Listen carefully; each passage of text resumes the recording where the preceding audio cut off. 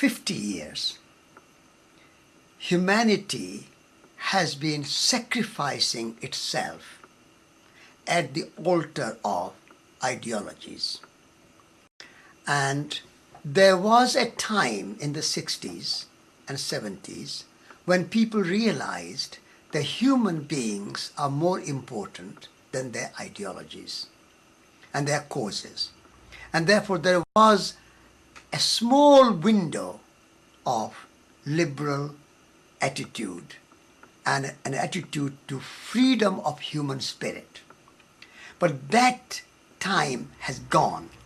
And then we saw in England, Mrs. Thatcher, in America, Reagan, and then Bush, and similarly in Europe, in Russia, in Finland and Sweden and Norway, all these countries, there was a kind of new wave of thinking where making money, industrial progress, became more important than either human beings or natural world. So this has been the struggle for Europeans. And that European culture is now also spreading in Africa, in South America, in India, in China, where human beings are only instruments to make money. And also natural resources are also merely instruments, resources to make money. So ideology of progress and ideology of finance and money and banking and financial services is dominating more or less, I would say, the entire world. Whether you are a communist or a socialist or democratic or dictatorship or military or whatever your system are, the ideology of financial benefit and technological progress is dominating our minds. The real problem in our time is self-centered thinking. We are thinking in terms of personal interest, my national interest, my religious interest, my interest of race. We are still imprisoned in the ism, some kind of ism. We have perhaps gone away from communism, but we are in the ism of nationalism, racism, Hinduism, Islamism, Buddhism, Catholicism, capitalism, racism, sexism. So we are caught in isms. And the ism is something which is narrow. So my personal interest, interest of my race, interest of my religion, interest of my country comes superior to the interest of the others. We need, if we want the end of terrorism, if we want the end of poverty, if we want the end of wars, if we want the end of hunger, all these problems we face today are result of narrow isms. We have to rise above these narrow isms, and we have to say that the interest of the whole earth comes first. And within the interest of the whole earth, we have to see the interest of humanity. And within the interest of humanity, we have to see the interest of Estonia or Latvia or Russia or Finland or England or America or India or China, whatever country it is. And then within that interest, we have to narrow down and say interest of my community or my village or my family or for myself. So the top interest has to be the interest of the earth. We are members of the earth community first and foremost. And then we are members of human community. And then we are members of our national community. And then we are members of our rural, village community, town community, and family community. But at this moment, the priorities are upside down. Our first priority and most important interest is personal interest, then our family interest, then our national interest, then our human interest, then the interest of the earth.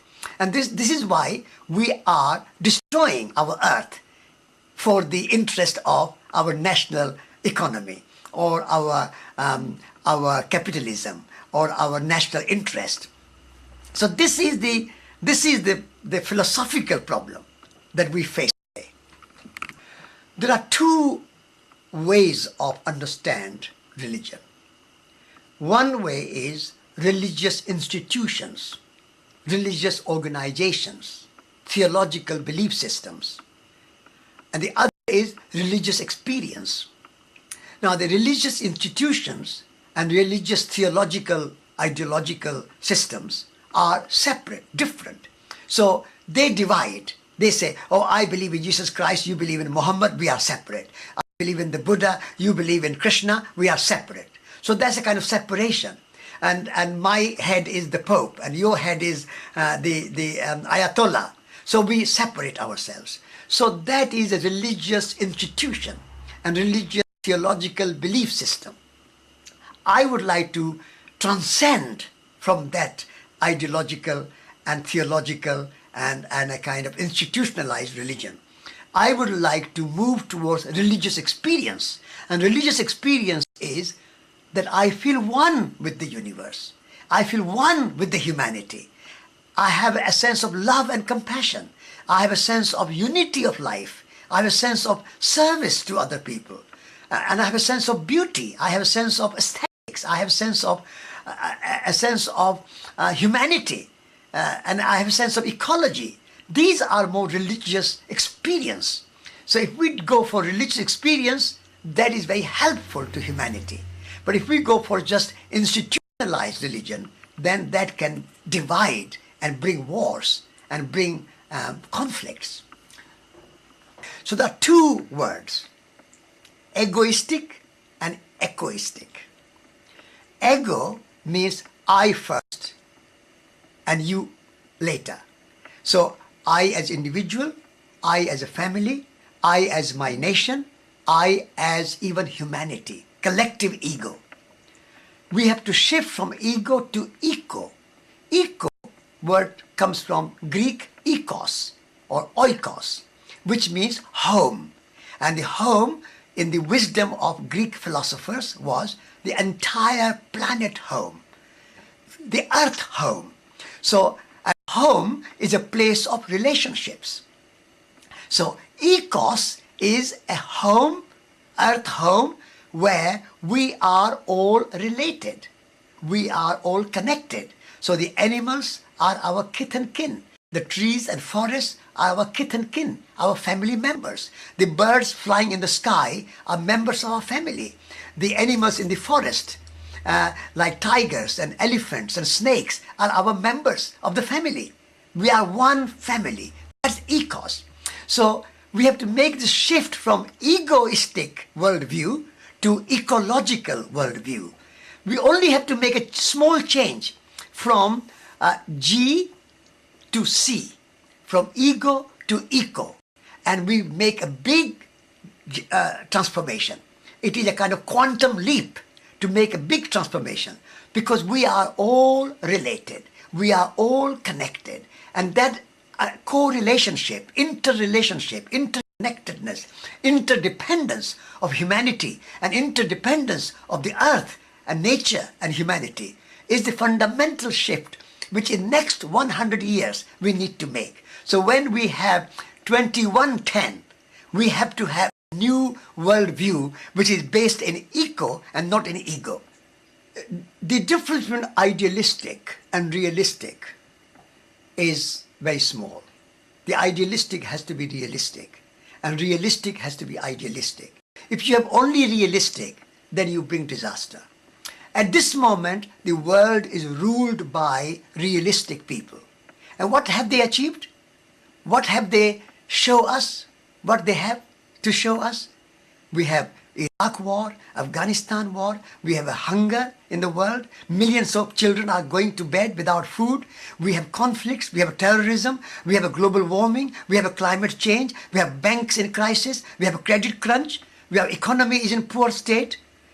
This is the result of a realistic worldview. So those who are only depending on realism are bringing these catastrophic problems to the world. So we need a touch of idealism in this realism.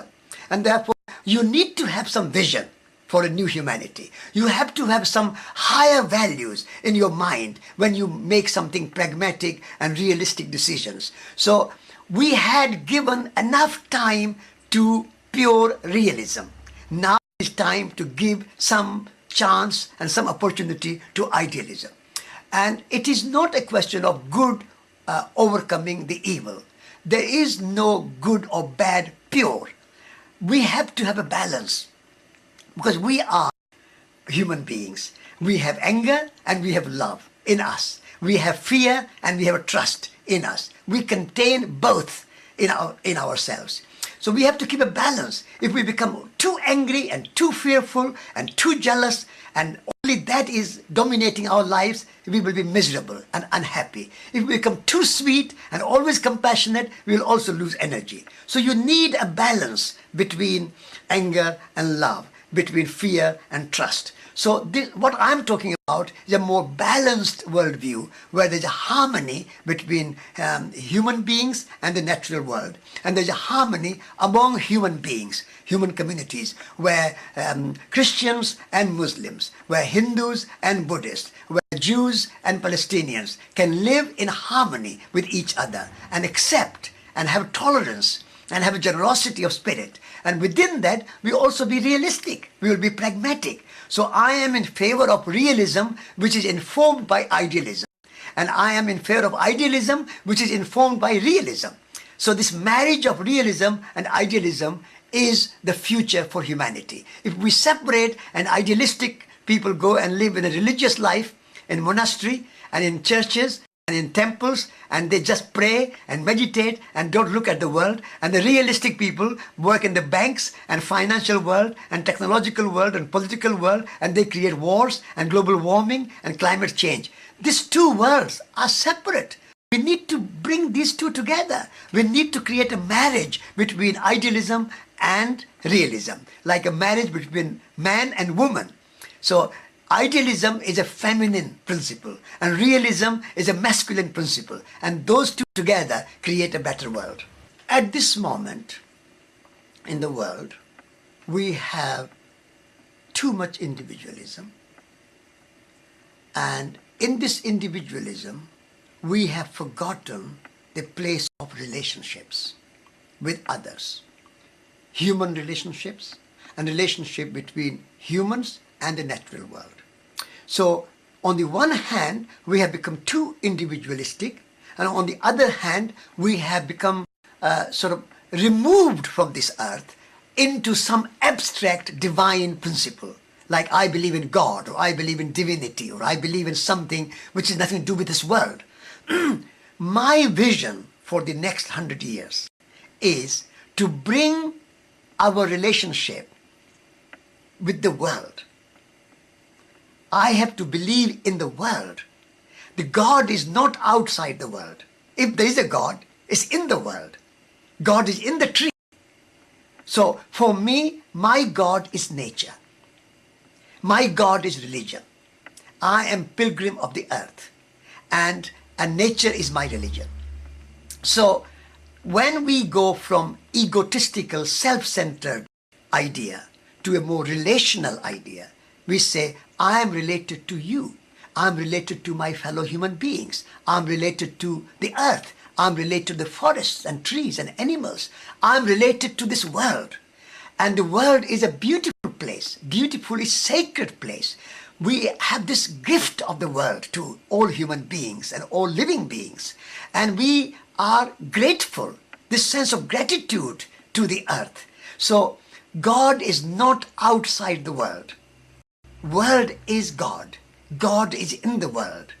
And when you see God in the world, then you will develop a reverence for the world, reverence for life, and you will not be so aggressive to animals and put them in factory farms and do such a huge overfishing of the oceans where you destroy the fish and you cut down the rainforest and you create global warming and you put cruelty to animals.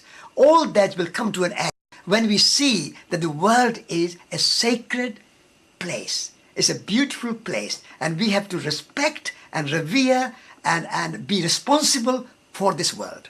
We don't need any mediation between me and the world. We need direct relationship and direct experience. We need to have the knowledge of the world, but we also have to have experience of the world.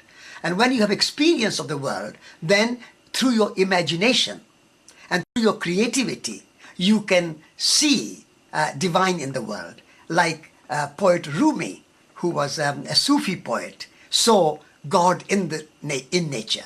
And the same way Rabindranath Tagore also saw the divine in nature. So we don't need any kind of mediation. And even if you have some mediation, that should be seen as a kind of a way, an instrument, like you go to school to learn a language. But then you come out of the school, you forget the school. And you use your language in a poetic way, in a literary way, in a beautiful way, your own language. You create your own poetry. You don't follow the rules of the school.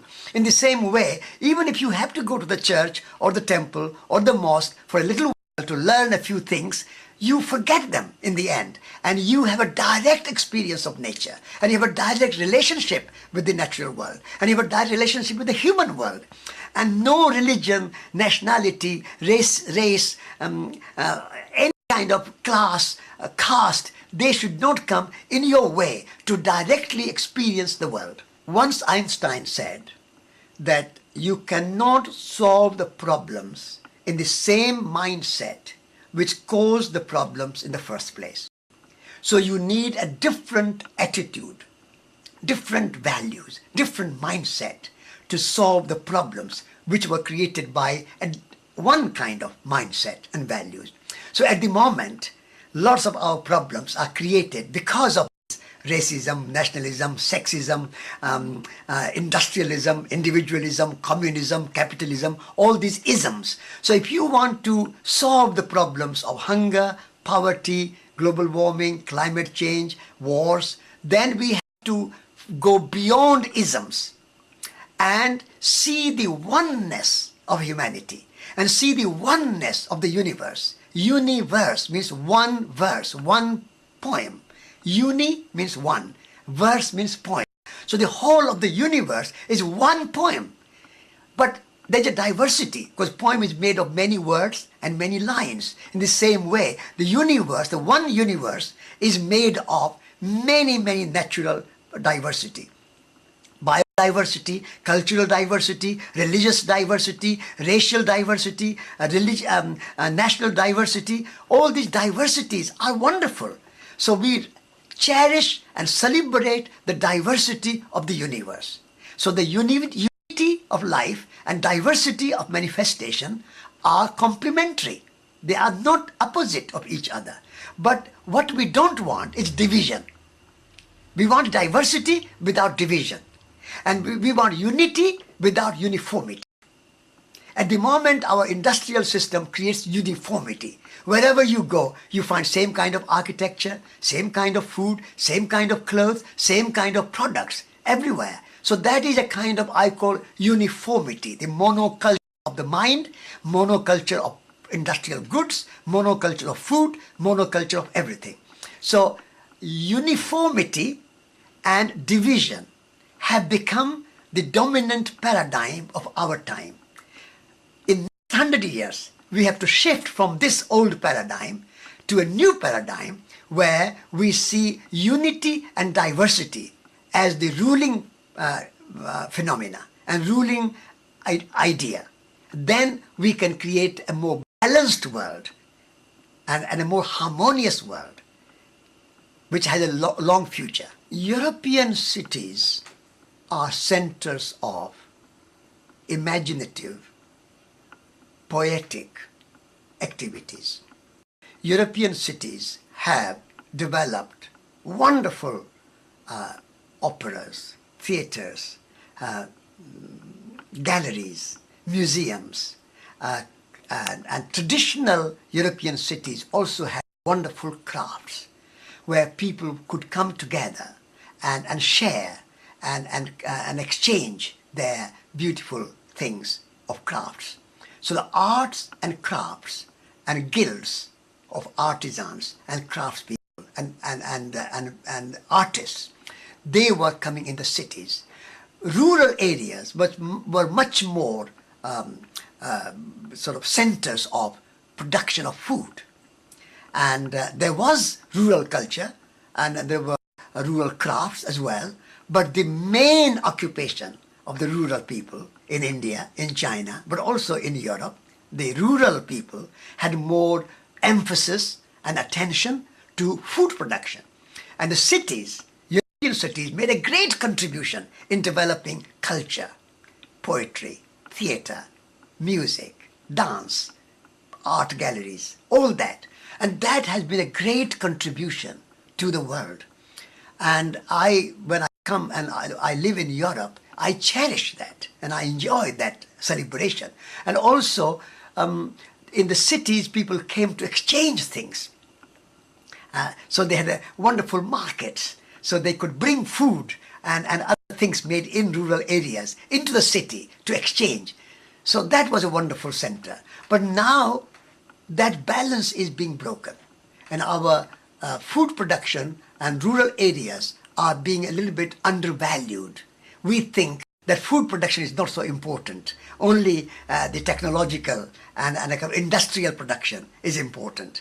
And banks and insurance companies and financial services, they have become too important. So I would like to see a better balance between rural societies and urban cultures. Poems are food for the soul, and potatoes and bread and milk and cheese they are food for the body.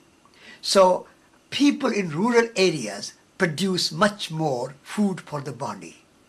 People in the cities produce food for the soul, and they exchange each other their goods, because rural people need poetry and arts and music, and urban people also need food, physical, practical food.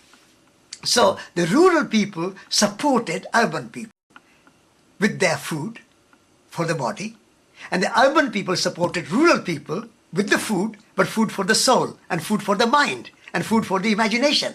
So they were together. They were supporting each other, and that was a wonderful thing. And that is how the European cities became so important and so wonderful, because they were at the service of the rural people as well as city people. And the rural areas were also flourishing because they were bringing food to city people, but they were taking back some culture.